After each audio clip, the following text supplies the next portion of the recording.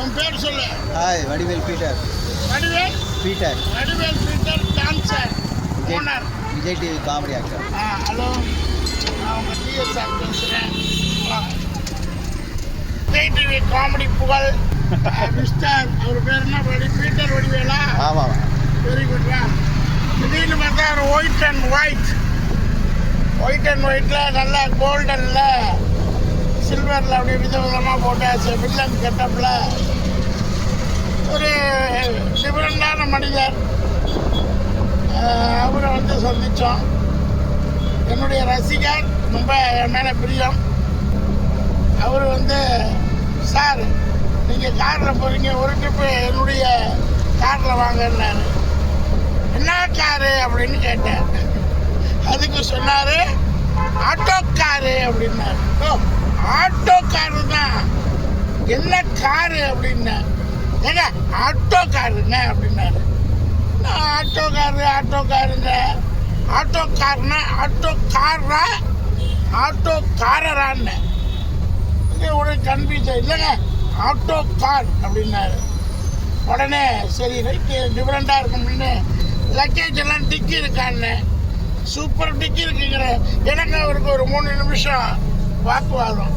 ஏன்னா எனக்கு shooting dress இருக்குது, இதெல்லாம் தூக்கணும், கார் தான் கம்ஃபர்டபுள், ஆட்டோவில் போகலாமே. அதுவும் வேறு ஒரு 20 கிலோமீட்டர் போகணும் நாங்கள் ட்ராவலிங் பை ஆட்டோ கார்.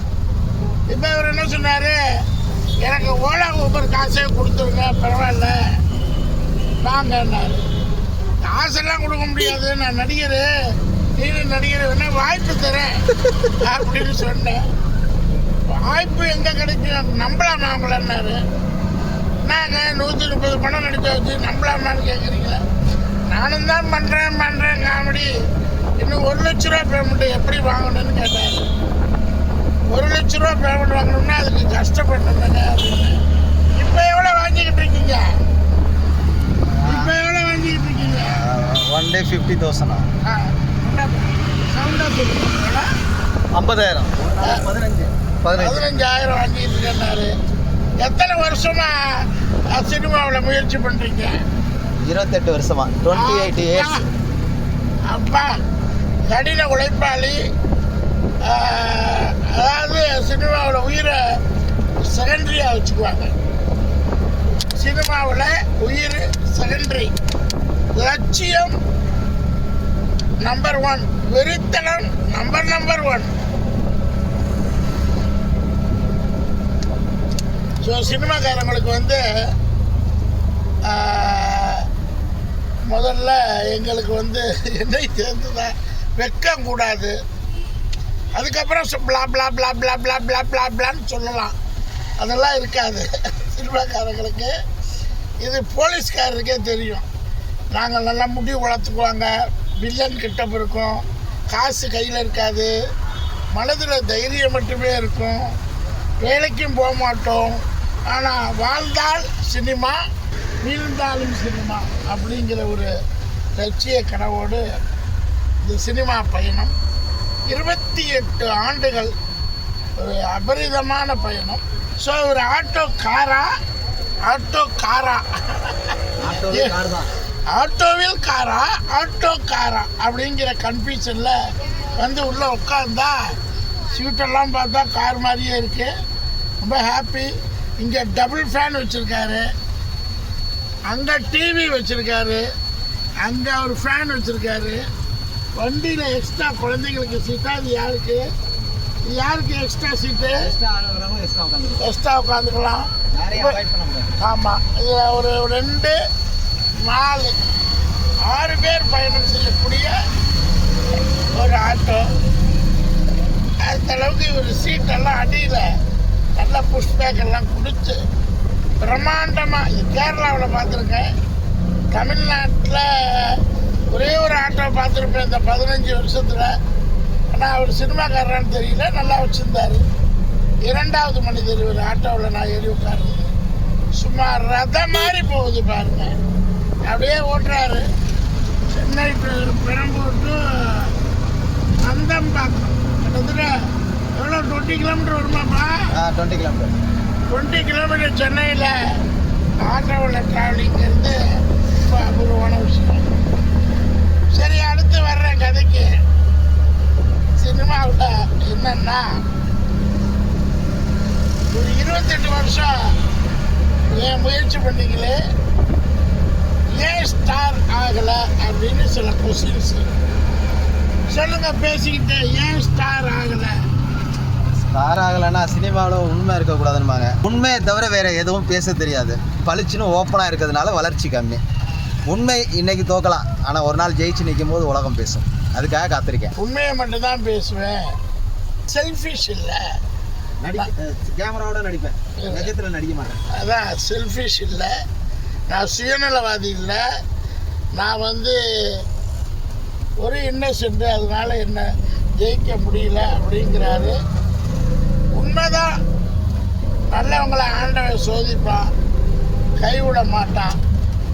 அதே மாதிரி சினிமாவில் செல்ஃபிஷாக இருக்கிறது எந்த அளவுக்கு இருக்கமோ அவ்வளோக்கு நல்லது.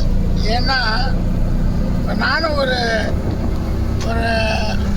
சுயநலம் கிடையாது, பொதுநலமே சுயநலம். என் வாழ்க்கையில் என்னுடைய ஸ்டோரியெல்லாம் பார்த்தீங்கன்னா, பேட்டியெல்லாம் பார்த்தீங்கன்னா, பொதுநலத்தில் சுயநலம். ஏன்னா சுயநலமாக செஞ்சால் என் ஜாதகமே ஒத்து கொடுக்காது. ஸோ அதனால் சினிமாவில் அவர் சொன்னது உண்மைதான்.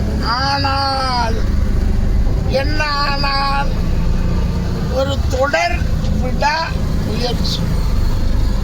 தொடர் விடாமுயற்சினா என்ன? இப்போ நான் என்ன பண்ணுறேன், 200 ரூபா ஜஸ்ட்டு சினிமாவில் எனக்கு 200 ரூபா இருக்கும்போது நான் ஃபோட்டோ கொடுத்தேன் சினிமாவில். இன்னைக்கு ஒரு நல்ல நிலைமையில் வந்திருக்கேன். பொருளாதாரம் ஒன்றும் அவ்வளவா வரல, பட் ஒரு நல்ல நிலைமை. அதாவது பேர் சொல்லும் பிள்ளை. நேற்று இந்த யூடியூப் சேனல் ஆரம்பித்தேன். உங்களுடைய ஆதரவை 1 கோடி பேர் கொடுத்துருக்கீங்க. இப்போ 1 கோடியை தாண்டி போய், அதே மாதிரி 20 நாளில் 25,000 பேர் சர்ப்ரைஸ் கொடுத்தீங்க. அவர் தொடர்ந்து நான் 15 ஆண்டு காலம் ஆகிவிட்டது. 15 ஆண்டு காலங்கள் 28 ஆண்டுகள் ஆனது எதுக்கு காரணம்னா, நம்ம சர்வைவலை பார்த்துட்டு சினிமா பார்ப்போம். சர்வைவல்னா என்ன? சினிமாவில் உள்ள 90% மக்கள் சினிமாவில் ஜெயிக்காது காரணம் சர்வைவல். இவர் கூட ஏங்க காரில் போனேன்னு கேட்டேன். ஆட்டோவில் போனால் சவாரி பார்த்துக்கிட்டே போவேன். இதே காருன்னா சவாரி கிடைக்காது. அப்போ டியூ நிறைய கட்டணும். டியூ கட்டணும், பெட்ரோல் டீசல் விலை காஸ்ட்லி. அப்படிங்கிறதுனால ஆட்டோவில் சவாரி பண்ணிக்கிட்டே பண்ணுறேன். ஸோ 28 வருஷமாக ஆட்டோ ஓட்டுறீங்களா? 2002. அதுக்கு முன்னாடி டான்ஸர் தான். டான்ஸராக புதிய பூமியில் இருந்தேன். அதுக்கப்புறம் 2000 தான் எனக்கு ஆட்டோ கிடச்சி ஓட்டுறன்னு ஒரு ஐடியா தோணுது. அது வடிவேல் சார் வரவு எட்டினா செலவு பற்றினால வடிவேல் சார் ஆட்டோ ஓட்டுவார். அவரை பார்த்து ஓட்ட ஆரம்பித்தது தான் இந்த ஆட்டோ ஜர்னி. அதிலேருந்து தான் வடிவேல் பீட்டராக மாறினது. வடிவேலாக கூப்பிட்டு இருந்தாங்க. வடிவேல் மாதிரி சார் மாதிரி ஆடுறதுனால வடிவேல்னு கூப்பிடுவாங்க. வரவு எட்டினா செலவு பற்றினால வடிவேல் சார் ஆட்டோ ஓட்டுவார். அப்போ அந்த பேர் அவருக்கும் பீட்டர் தான் பேர். வடிவேல் சார் மாதிரி ஆட்டோ ஓட்டுறியா பீட்டர் அப்படிங்கிறது அது வடிவேல் பீட்டர் காலப்போக்கில் மாறிடுச்சு. என் ஒரிஜினல் பேர் ஷேக் தாவூத். சொல்லப்போனால் 3 கடவுள் என் கூட தான் இருக்கார். அதில் ரொம்ப சந்தோஷம். இறைவன் எப்போதும் என் கூட இருக்கிறதுல ரொம்ப சந்தோஷம். நீங்கள் எவ்வளோ பேர் அந்த படம் பார்த்துக்கன்னு தெரியல. வரவு 8 செலவு 10. ஏன் இப்படி சிரிக்கிறேன்னா, கவுண்டமணி அண்ணன் அதில் அரசியல்வாதி. அது அந்த காலத்துலேயும் சரி எந்த காலத்துலேயும் சரி அரசியல்வாதிங்கிறது அப்படி தான் இருப்பாங்க. அது நல்ல கேரக்டர் கவுண்டமணியன் எனக்கு. வடிவேல் அண்ணன் வந்து ஆட்டோ ஓட்டுவார். அதில் செந்தில் அண்ணன் இருப்பார். The legend of Tamil cinema, direction of comedy, legend of Tamil cinema P. Sekhar sir. ரொம்ப பிடிக்கும் எனக்கு அவருடைய படங்கள், எல்லா படங்களுமே. அப்போ அதில் வந்து கவுண்டமணி என்ன அரசியல்வாதி ஆட்டோக்காரடா பீட்டர் இல்லை ஜாய் படா அப்படின்பார். என் பிள்ளைய கொண்டு கரெக்டாக கொண்டு விட்டுட்டு வரணும், விட்டுட்டு போனப்பாரு. தினம் ஆட்டோவில் நம்ம பசங்களை அழைச்சிட்டு போய் கான்வென்ட்ல விட்டுட்டு சாயந்தரமான பத்திரமா கூட்டி வந்து விடணும் என்ன. ஸோ வாழ்க்கையில் எனக்கு பிடிச்ச காமெடி வந்த உடனே ஏங்க மாதத்துக்கு வச்சுக்கலாமா இல்லை வாரம் வச்சுக்கலாம், ஓங்கி அடிப்பார். இந்த அரசியல்வாதி ஆட்டோக்காரர் அடிக்கிற மாதிரி காமெடி எங்கேயும் கிடையாது. ஏண்டா குண்டூசி வைக்கிறவெல்லாம் அப்போ வடிவேல் சொல்லுவார். என்ன வடிவேல் என்ன 3 டயரும் ஒரு தார்பாயிருந்தா 3 டயரும் ஒரு தார்பாயிருந்தா நீ ஓனரடா. 3 டயரையும் ஒரு தார்பாயை நடுவ தொங்க விட்டா நீ ஓனரா? அது ரொம்ப காமெடிங்க வாழ்க்கைய. அந்த மாதிரி அருமையான காமெடி.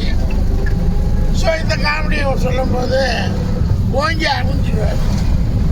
அப்போ வடிவேல் இல்லை, டேய் நீ இந்த வழியெல்லாம் போகணும், ஆட்டோவில் நான் தானே அவனுக்கு எமட்டு கடைசியில் அந்த படத்தில் அவருக்கு யமுனாவே கடைசியில் வந்து இதில் ரொம்ப காமெடியான படம். அந்த வடிவேல் என்ன காமெடி எனக்கு ரொம்ப பிடிக்கும். அதே மாதிரி அவர் இந்த வேன் ஓட்டும் போது நிறைய அவர் கவுண்ட் பண்ணி என்ன தள்ள விடுவார். ஸோ இந்த ஹைலைட் காமெடி அந்த மாதிரிலாம் காமெடி நடிகர்கள் 3-4 காமெடியை வச்சு இன்றைக்கி காமெடி பண்ணுறது எங்கள் சினிமாவில் ரொம்ப கம்மியாயிடுச்சு. ஏதோ ஒரு சில டைரக்டர்கள் பண்ணுறாங்க. இப்போதைக்கு இருக்கிற லீடிங் காமெடியெல்லாம் நானும் ஒருத்தன் நினைக்கிறேன். ஸோ அந்த காமெடியை நினச்சேன், சிரித்தேன். இந்த 200 ரூபாயிலேருந்து ஆரம்பித்த வாழ்க்கை 95% இந்த குடும்ப தலைவனாக இருந்து உங்களை டிபெண்ட் பண்ணி இருந்தால் நீங்கள் சினிமாவில் ஜெயிக்கிறதுக்கு 10 வருடம் ஆகலாம். இந்த காலத்தில் சொல்கிறேன். நிறைய ஆட்டம் சேனலை லைக் பண்ணுங்கள். நிமிஷம் வந்தாச்சு. ஸோ அடுத்த வீடியோ போடுறேன். சப்ஸ்கிரைப் பண்ணுங்கள்.